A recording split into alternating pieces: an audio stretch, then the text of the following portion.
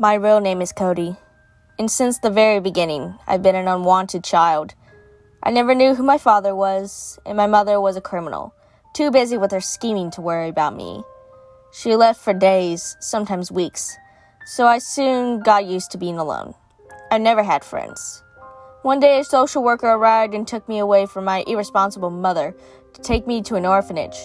In the beginning, I didn't really care much. In fact, it was the perfect chance to start from scratch and start socializing with the other kids my same age. But I didn't know why.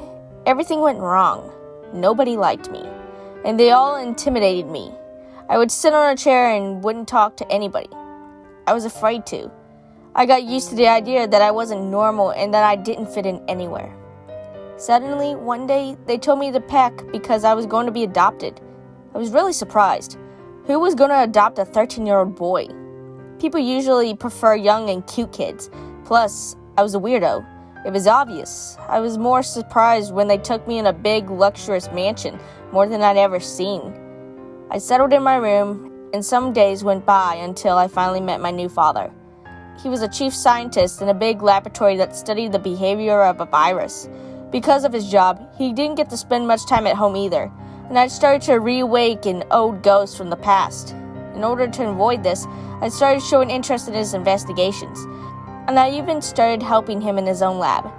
He returned the favor by explaining to me how everything worked and the amazing destruction power viruses have. Just as him, I started keeping a work journal where I drew sketches and wrote down formulas.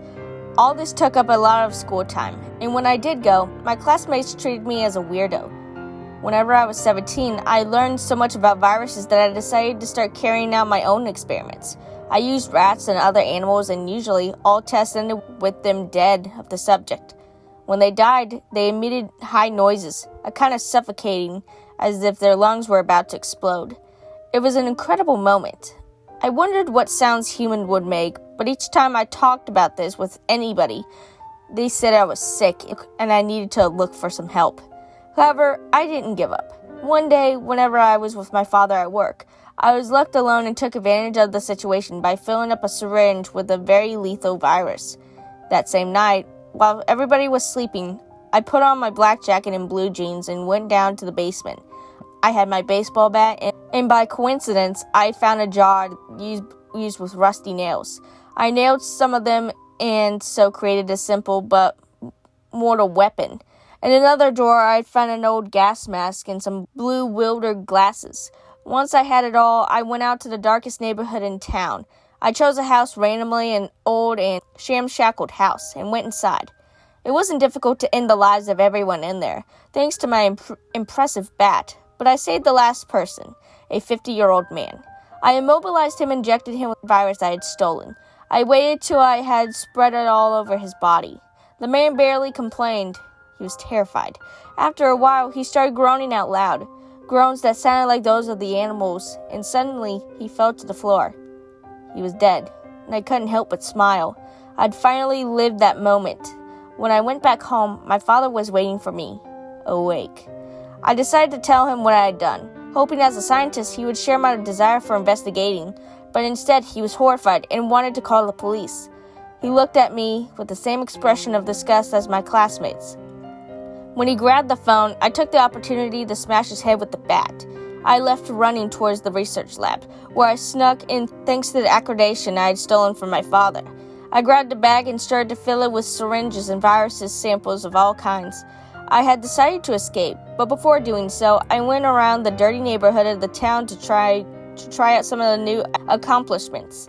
After that, I needed some refuge, so I went into the woods. After some time walking, I found someone.